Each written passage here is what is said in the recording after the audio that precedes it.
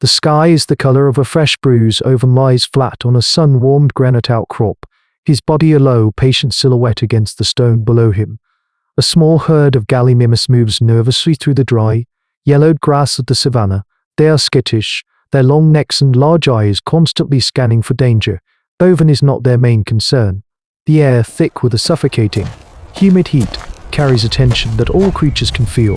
The storm is coming. He can smell it in the metallic tang of the air, see it in the dark, mountainous clouds building on the horizon. He has a short time to make his kill and begin the long walk back to the clan's shelter. He is the clan's best long-distance hunter, a specialist in tracking undendurants. His task is to move far from their home base, beyond their usual foraging grounds, to find the prey that the local predators have not yet terrorized. It is a lonely, dangerous existence, a life measured in days of walking and moments of frantic, bloody violence. He selects his target, a young male gallimimus at the edge of the herd. He grips his flint-tipped spear, his knuckles white. He waits for the precise moment when the creature is distracted, its head down to browse on a patch of tough shrubbery. But the sky strikes first. There is no warning, no preliminary rumble of thunder. A single, blinding fork of lightning splits the bruised clouds and strikes a towering, dead ironwood tree a half-mile away. The crack is instantaneous and deafening, a sound like the world splitting in two. The tree explodes in a shower of sparks and flaming splinters. Owen flinches, pressing himself against the rock. The gallimimus herd, their panic absolute, scatters in a dozen different directions. His hunt is over, but a new, more terrifying hunt is about to begin. The grass, tinted dry from a long season without rain, ignites instantly.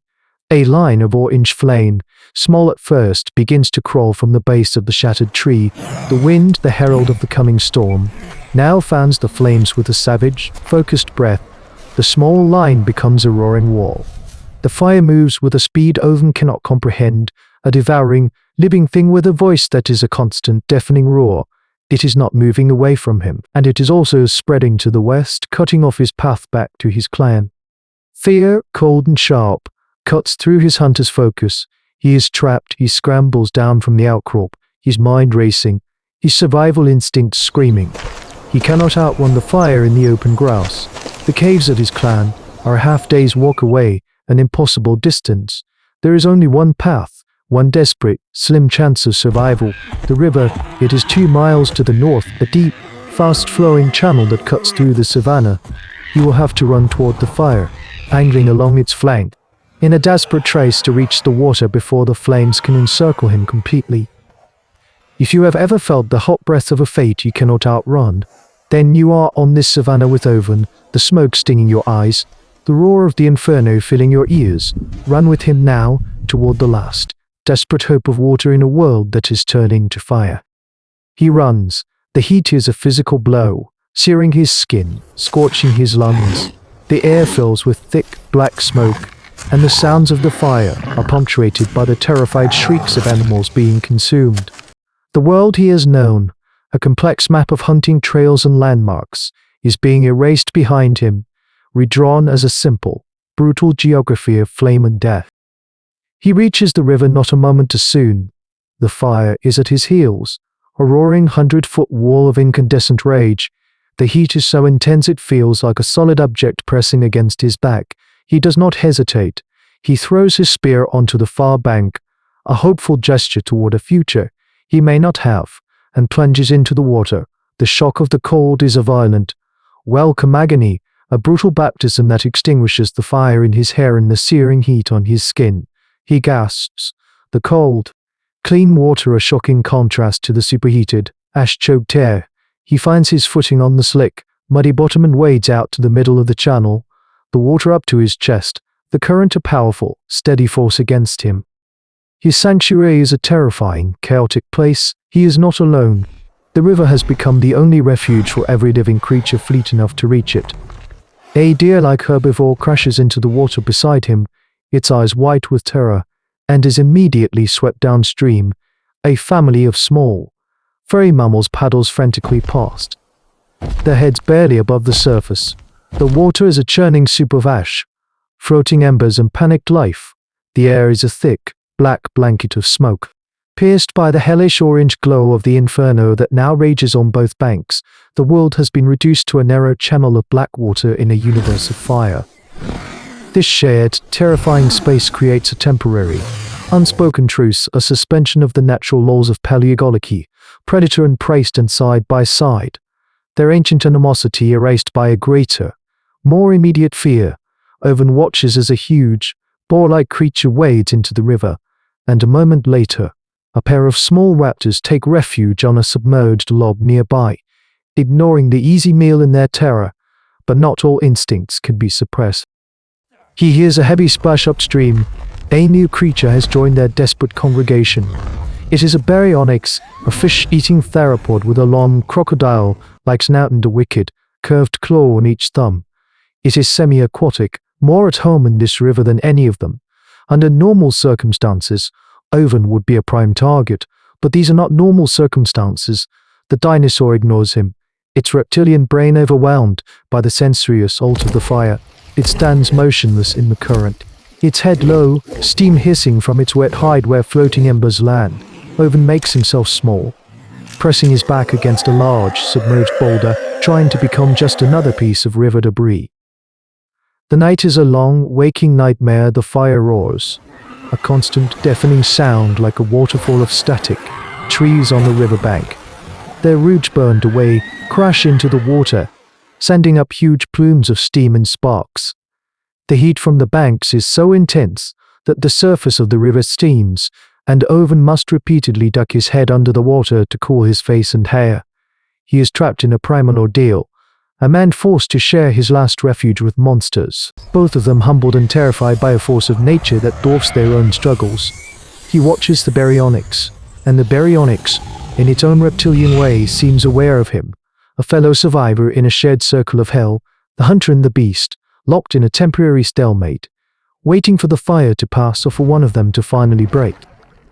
Dawn arrives not as a sunrise, but as a slow, grey dilution of the darkness.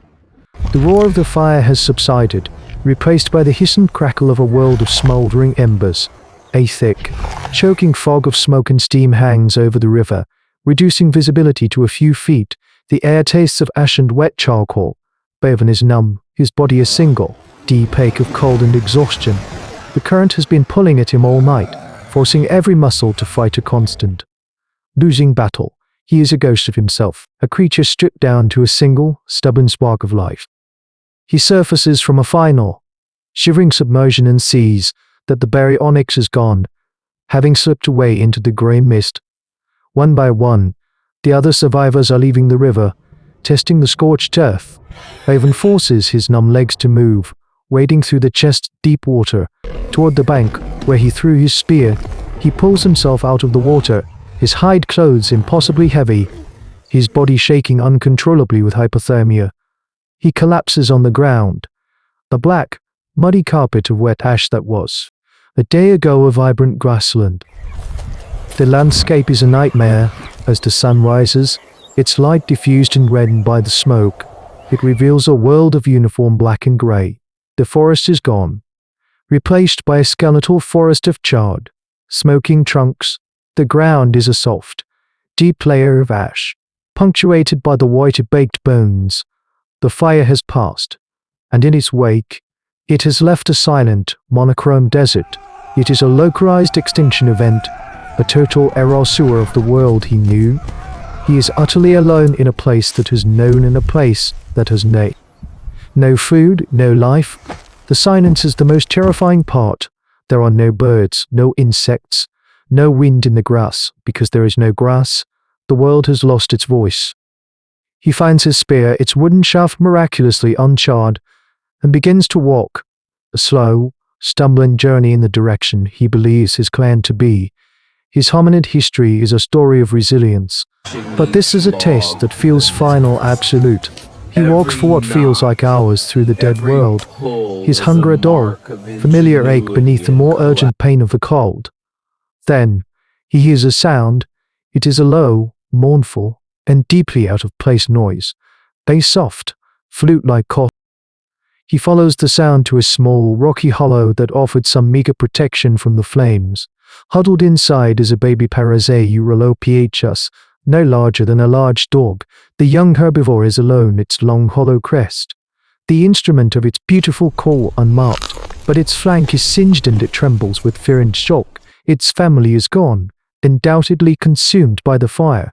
It looks at Owen with large, black, terrified eyes and lets out another soft, plaintive cry. Owen's first primal thought is a savage one: food. It is meat, an easy kill. His starving body screams at him to take it. But his mind, the part of him that endured the long night in the river, sees not a meal, but a reflection. It is another orphan of the fire, a fellow survivor, a single, living thing in a world of death. He lowers his spear. The hard choice is not whether to kill it, but whether he can afford the profound, perhaps fatal, act of showing it mercy. He does not kill the calf in an act that defies every screaming instinct of his starving body. Owen leaves the small creature to its fate and continues his journey. He will find food that is already dead, or he will die himself. This decision, made in a world of ash and bone, is a quiet, monumental turning point. It is the moment a hunter chooses to be more than just a belly that needs to be filled. By sparing the calf, he acknowledges a shared experience of survival, a fragile connection to another living being in the face of nature's absolute, indifferent power. When he finally stumbles, days later, into the arms of his clan's frantic search party, he brings with him not the spoils of a hunt, but a story. It is a story of a world that can be unmade in a single night, and of the choices that define us. In the ruins, the fire burned away the savanna, the forest, and the animals, but it also burned away a layer of his own primal programming, leaving behind something new, something more complex. It is a lesson that will be absorbed into the bedrock of his people's wisdom, that sometimes the greatest strength is not in the taking of a life, but in the conscious, difficult, and profoundly human act of letting one go on. The fires that forge us are the ones that burn away everything but the choices we make. And what new world will grow from the ashes of the old?